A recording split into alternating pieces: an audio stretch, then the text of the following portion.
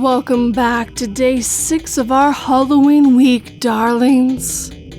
This is another story written by Cryptic Wanderer. This one is going to be a little different than the others. But don't worry, I know you're going to love it. So, turn off your lights, make sure your doors and windows are locked. Things are about to get spooky.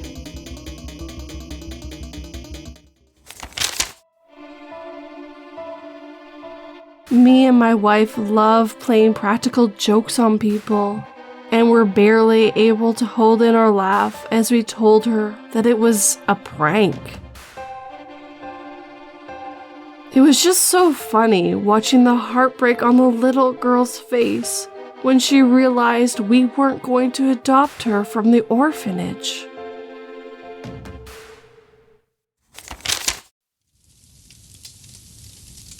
The Redhill Halloween Special by Cryptic Wander. Dark clouds fill the sky, the rumbles of thunder come down from the mountains, and children won't stop ringing our doorbell. Halloween is finally upon us. Hello everyone, this is your creepy host Matt here. I had to take a break from our main story to present you with this special. Don't worry, it doesn't fit into the continuity of the rest of the series, so if you're new to it, you won't be completely lost. Without a further ado, I give you the Redhill Halloween Special. The day was unseasonably warm for Avon, Maine. My brother Zach and I had been working all day getting the lawn cut and the chores done so that we could help Serena with a pool shed off to the side of the house. We all had a love for Halloween, and we wanted to do something great this year, so we decided to turn this shed into a haunted house. Plastic skeletons and paper ghosts littered the outside, along with a sign that proclaimed, "Trespassers will be eaten." Unfortunately, as fun as that theme was, it was also true. We took extra precautions and double-chained the bulkhead door to the cellar, but we couldn't be responsible for those who got lost. It's pretty unlikely that it would happen, but Captain Bubbles would eat the children in a heartbeat. To his credit though, the added effect of having an actual ghoul banging on the door from down below would be a bonus. Even Uncle Bob was getting into the spirit, as much as a ghost can, I suppose. He's been walking around talking about in the day when kids didn't need parents to go trick-or-treating, and how much of the treats used to be homemade. Nobody worried about being poisoned or stabbed with a razor blade when biting into a Red Delicious. It's pretty cool to hear about how things used to be when holes in the bed sheets was a popular costume. But I'm starting to get concerned about our beer supply. I can't tell you for sure, but I think the fact that it's Halloween makes his form more solid. He almost looked like he did when he was alive. He isn't floating around all over the place. He also isn't leaving a trail of beer on the ground everywhere he goes. Could be wrong, but he might even be a little drunk. Something to do with the Veil of the Dead and all that. Finally, we were close to being finished. Kids would come in, and Zach would jump out dressed as a roast turkey and scare them. They could get some punch and candy and be on their way out the back door. Serena was dressed as a witch, donning a purple hat with entirely too much glitter, and was tasked with handing out the treats. I would be the one leading them out. My costume was the best, by the way. I was dressed like Edgar Allan Poe. Twice, Zach asked me why I dressed like Gomez Adams, so I just learned to ignore it. Serena went back outside to check on the decorations one last time, and I got a great idea and went over to the side of the woodpile and hurled over Zach and Uncle Bob. Alright, when she comes back in, don't make any noise. On my signal, we'll jump out and scare the hell out of her. Sounds good, man. I haven't heard her scream since we were kids, and I threw that spider in her hair, laughed Zach. I think she was the one threw the spider in your hair, and that was also you screaming, chuckled Bob. Before Zach had a chance to defend himself, the door opened up again, and I shushed them both. I think I see people come. Huh? She started and then stopped, seeing the shed was empty. She began walking around with a confused look on her face, and when she came close, I silently counted off my hand. 1, 2, 3 was all I could get out. The ground beneath us quickly opened and pulled the three of us down with it. We landed on soft dirt and a shallow pool of water, thankfully, and Serena began to call out. "Don't come near!" I yelled. "You can end up falling in too. Just go get help from the fire department," I yelled up.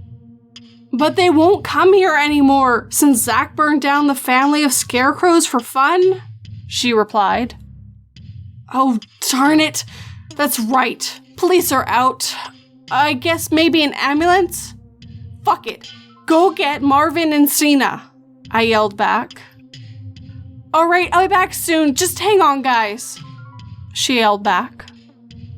The sound of the chains rustled and the cellar door slammed hard.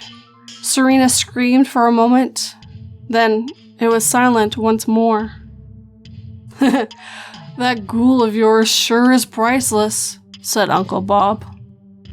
"Bob, why are you still here? Can't you fly?" asked Zach. "Normally, but I think I'm too full of beer. I ain't felt this alive since I died." "Zach, your arm!" I said, looking over in horror. It was snapped between the wrist and the elbow, and the bone was sticking clear through, dangling there by loose skin. In a grotesque show, he pulled it off, meat and skin snapping apart like a rubber band, and then tossed it aside. "What the hell, man? What did you just do?" "Oh, relax. None of this is canon," he chuckled, pushing the real arm through the sleeve. "Alright, well, we're stuck in a sinkhole. What do you guys think we should do?" I asked. "It's Halloween. There's only one thing we can do. Ghost stories," said Bob, nodding matter-of-factly. So we hurled together in a circle, sitting in a soggy water, and Zach began to speak. "Alright, I got one that will really knock your socks off. I call it the Circle of Death." Zach opened his eyes. The room was blurred, and the light coming in through the window was blinding. He fumbled around the table for his lighter. Nothing like a morning pre-roll to shake the cobwebs off. He claimed his prize and pulled a slightly crumpled joint from his shirt pocket. After sparking it up and taking a few deep puffs, he began to look around the room. "What the hell happened here? Hey, Maddie?" The room was in complete disarray. Photos knocked from the wall, chairs splintered and strewed about.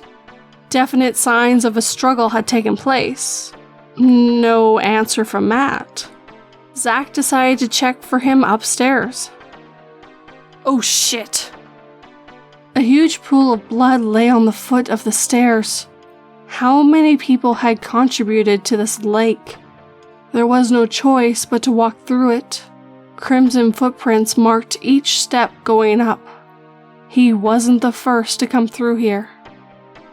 He raced up the stairs and over to Matt's door, slamming his massive frame into it. He tore through it like construction paper. There was no resistance whatsoever, and he nearly crashed into the opposing wall. Matt and Serena were startled awake. "What the hell, Zach? You're fixing the door." "You're alright? Thank sweet baby Jesus, I thought you guys were goners, and the door was like that when I got there, and also the door's not the only problem." Serena yawned loudly and spoke up. Slow down, little buddy. What do you mean, not the only problem? There is a puddle of blood at the bottom of the stairs big enough to swim in. I think we gotta get out of here, guys. Slow down, Zach. Let's go check it out. Can you give us a minute? Hell no, man. I ain't going out there alone. You ever seen those movies? Fine. Whatever. Just close your eyes, would you? Matt gave a nod to Serena as Zach closed his eyes. They both got up and got dressed as quickly as they could. Alright, bro. You're good. Alright, let's get out of here. The three of them emerged from the room. Zach, being the largest, led the pack. Coast is clear, guys. Let's head. They hesitantly crept down the hallway and reached the top of the stairs. Holy shit! You weren't kidding! Surprised the ducks haven't moved in, said Serena. There is someone or something that is probably going to kill us if it finds us, and you're talking about ducks? Real nice, Serena. Real nice. Ladies first. Serena giggled as she pushed past the brothers and made her way down the stairs. Zach and Matt stared dazed for a moment before making their way down. Serena reached the bottom, turned up to say something to them. Her words never made their mark, however. Blood erupted from her neck and her head was pulled back. An invisible blade carved back and forth as her head was jerked around violently. After a few gruesome moments, the blade cut clean through the spine and her body fell limp. The head was suspended in midair, raining blood down as it fed the already swollen puddle. Zach and Matt turned and ran upstairs. Uncle Bob's room seemed like the best option. It also had the only escape on the second floor. They stormed into his room and slammed the door behind them. Zach began to stack furniture in front of the door as Matt looked around for something, anything to defend themselves with. He approached the door that randomly led outside and was puzzled by what he saw. There in the door were dozens of tally marks, 69 to be exact, all scratched into the wood. Zach, what is happening? Serena, she's dead, Zach. What the fuck is happening? His heart pumping loudly in his ears. Zach? Matt turned to look at his brother. Zach stood with his shoulder pressed against a dresser he had dragged him from the door. A fog rolled off his body, much like dried ice. Matt got closer and felt the warmth drain from his face. Zach was covered in ice, an expression of fear stuck frozen on his face. An eerie creak began from the door. Matt began to take steps back. 1 step. 2 steps. The creaking grew louder. 3 steps. Then bang!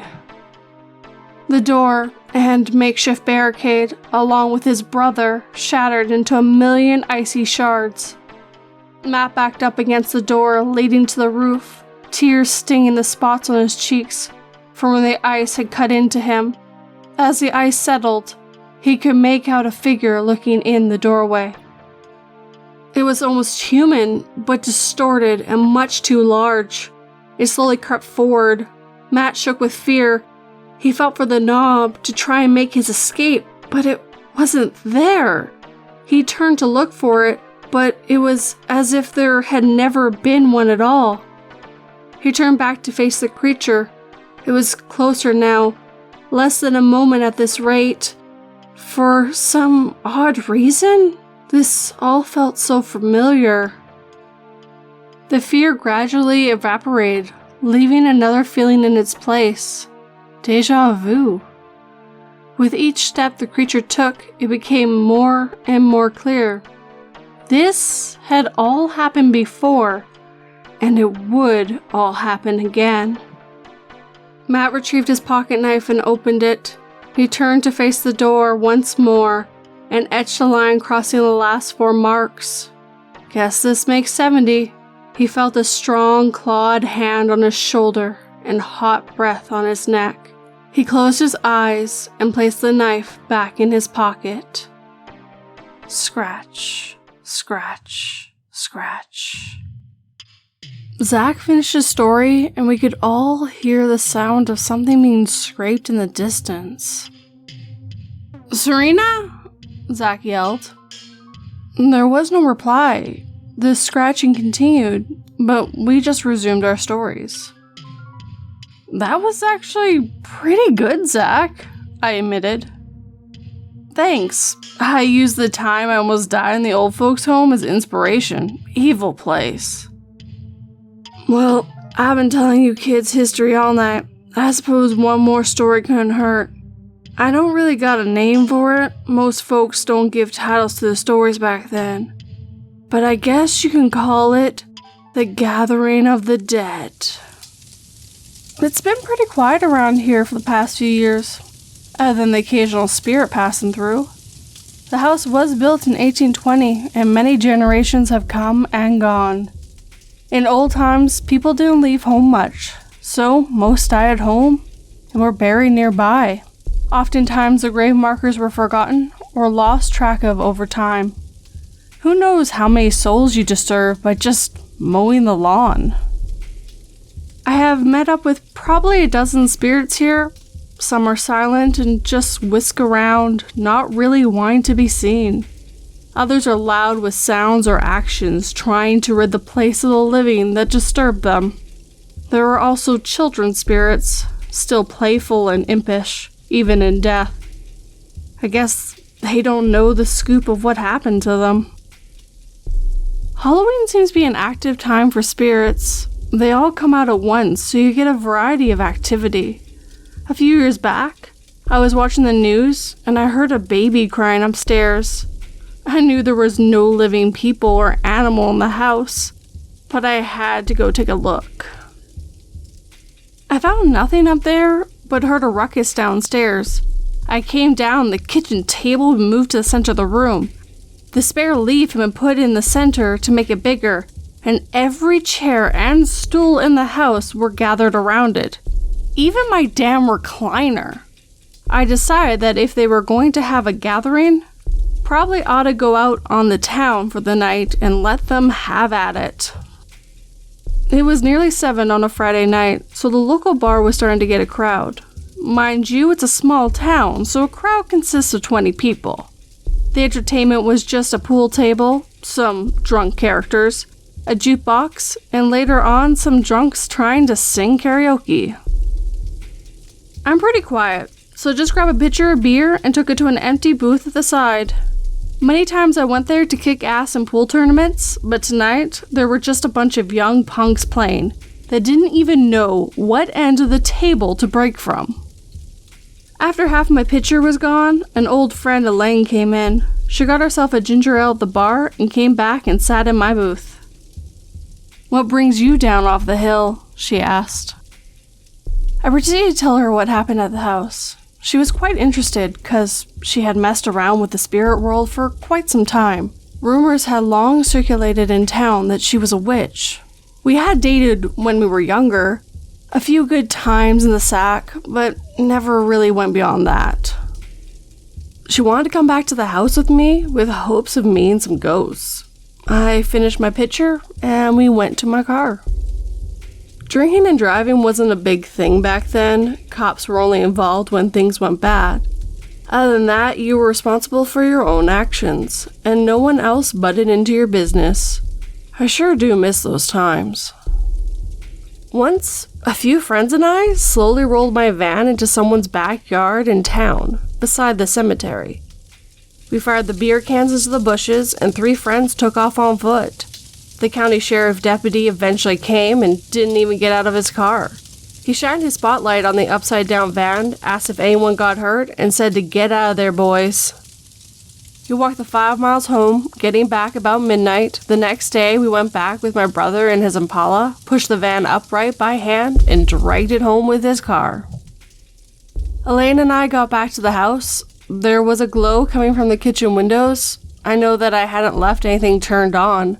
I unlocked the front door, and we went inside. The chairs were still around the table with a faint glow in each one. There was a low humming sound, like they were all chanting together, slowly. I reached for the light switch beside the door, but nothing happened when I flicked it on. By now, Elaine had gone over and knelt beside the recliner to listen to their low chant. I decided to go back to the car and get my flashlight. When I returned, Elaine met me outside the door. "It's kinda weird," she said. "It's like they're having a seance to keep the living out of the house." "Well, they better learn that it's my house now," I said. I went to the bulkhead in the shed and down into the cellar. Sure enough, the main had been switched off in the power panel.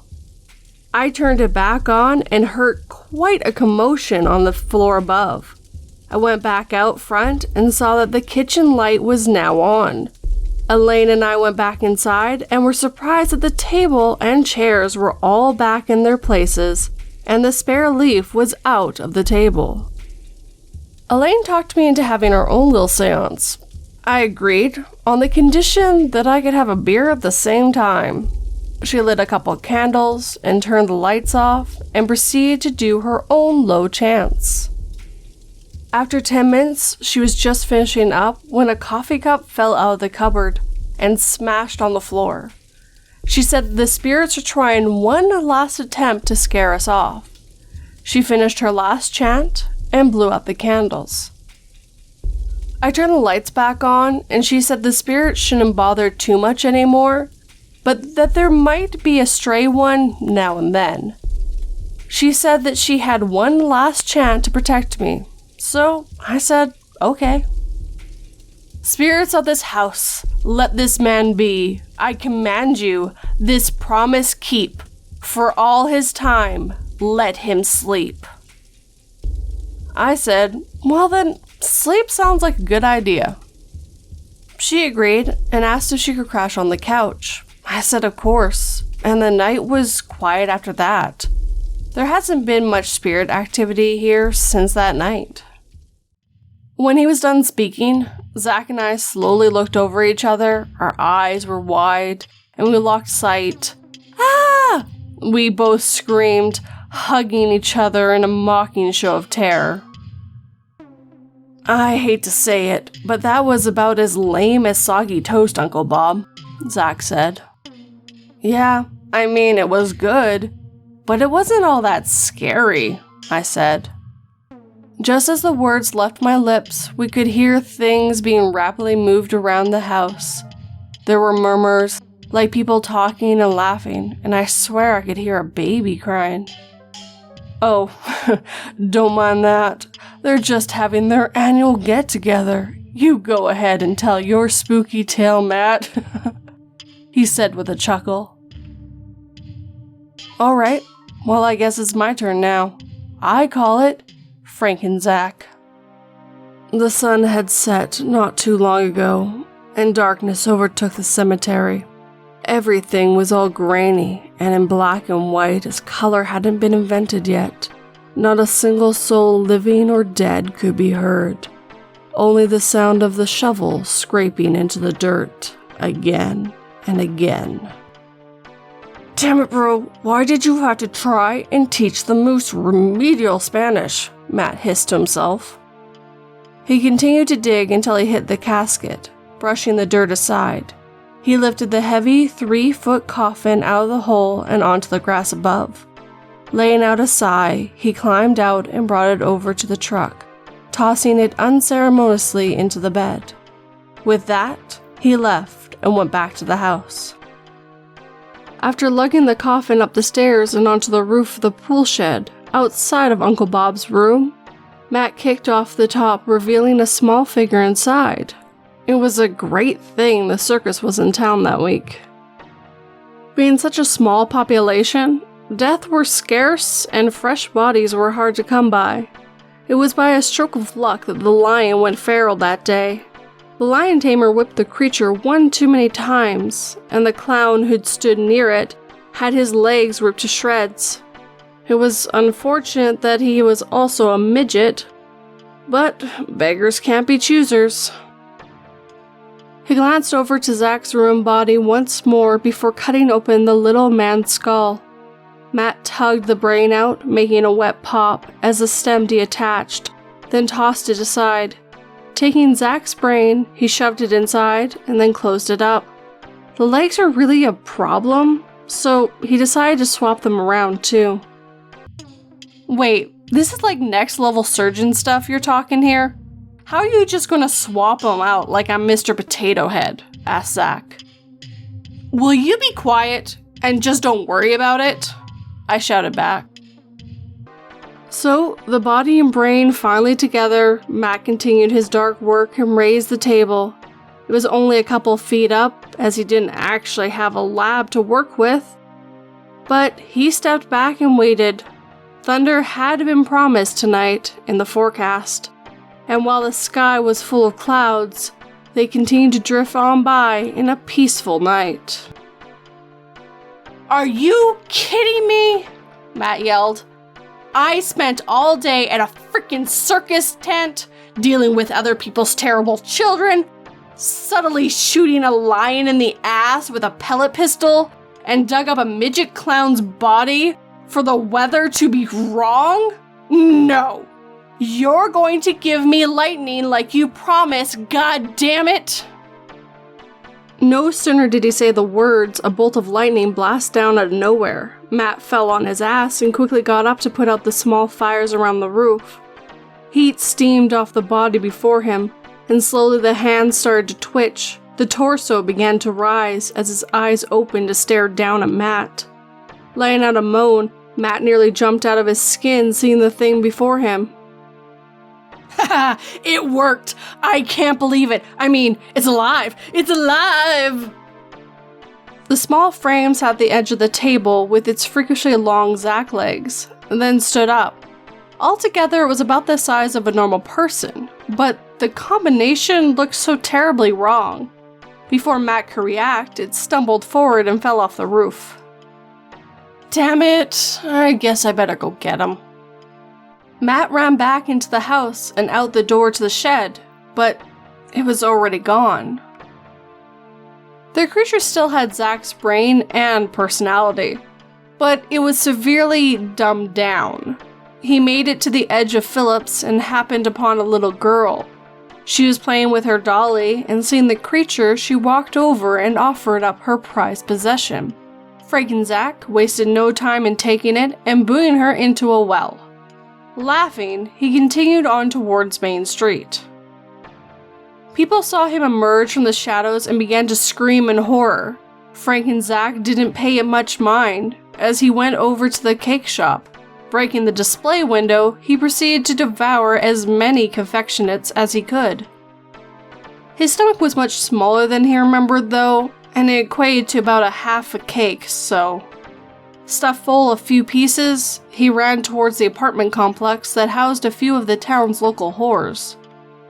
Sasha had just stepped out of the shower after another customer left. She sat on the bed, not bothering to put on any clothes, and brushed her long brunette hair. Zach slowly stumbled his way through the door, quietly making his way over to her room. She lifted a mirror to do her makeup and screamed seeing his horrible, burnt clown face in the mirror. She quickly backed up and struggled to understand how such a little body could have such long-ass legs.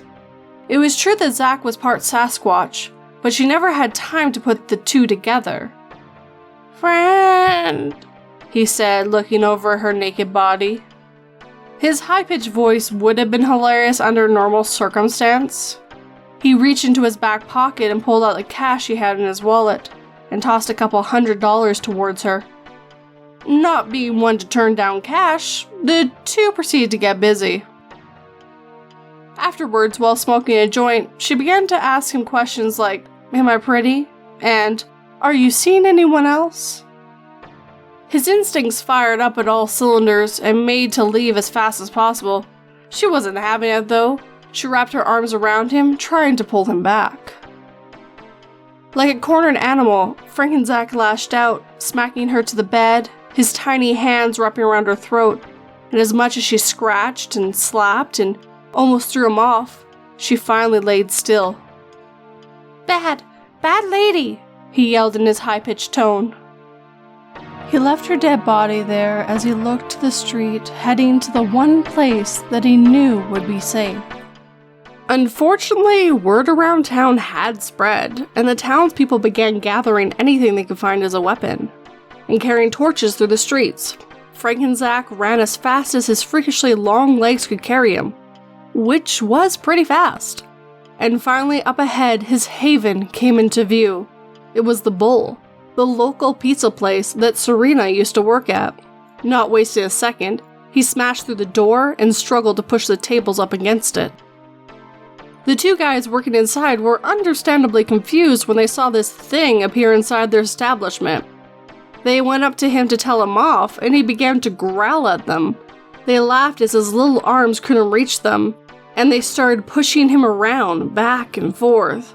Frank and Zach gave a mighty scream of anger that were to no avail. Matt, knowing his brother's eating habits, went to the Bull as well. The door was locked, but he knew he was in there. He also knew that in about 5 minutes there would be an angry mob there as well. He needed to hurry. He went around to the back, and luckily the service entrance was open.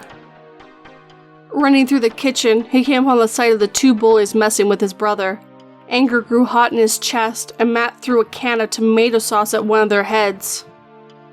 Pop! The can exploded in a mess of red, covering not only the cashier, but also his brother.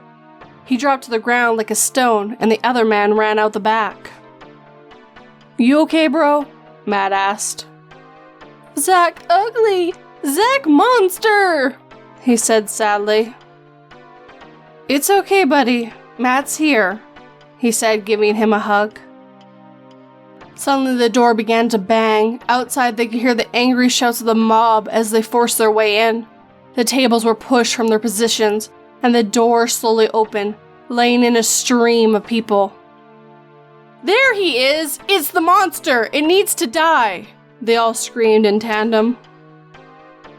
They began to make their way forward, knives and other awful weapons raised, and Matt put himself between them.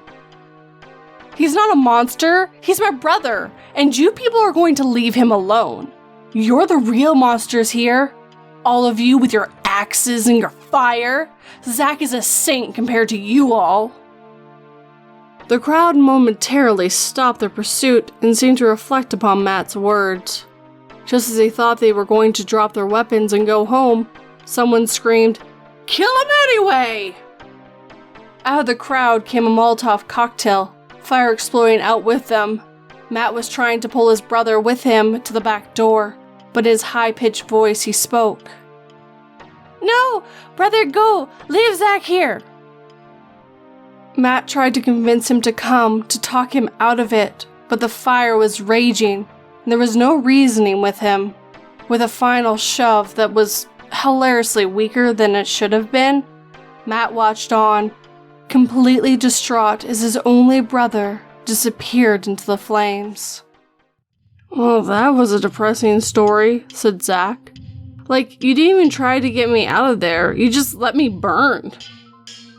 "Yeah, that's what you get for playing with wildlife," Uncle Bob replied.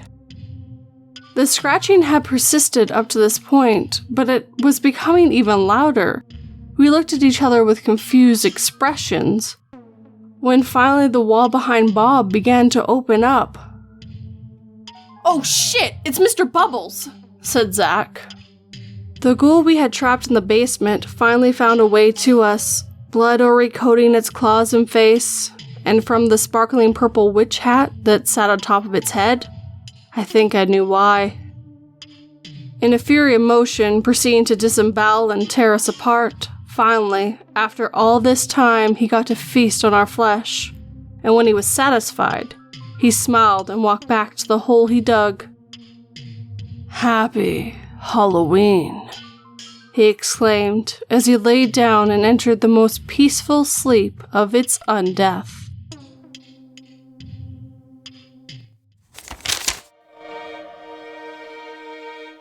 When the apocalypse started, I was ecstatic to learn that I was immortal, and that my body would regenerate any lost limbs.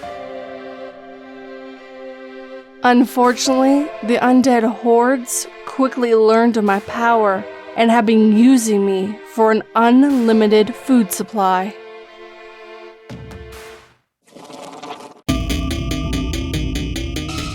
I know you like this video, darlings, so hit that like button and make sure it feels it.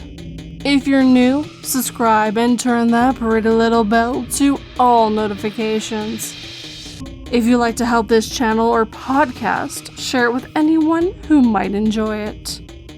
If you'd like to help in other ways, well, 242 has made a Patreon who get early access to all this, merch, and PayPal. If you'd like to see all the socials that she's made, well, check out that tree link because it has everything you need and more. I'd also like to see a comment as well, darlings, to know what you thought of this story. Tomorrow is our last day, but I have something very special planned. Sleep tight and don't let me bite.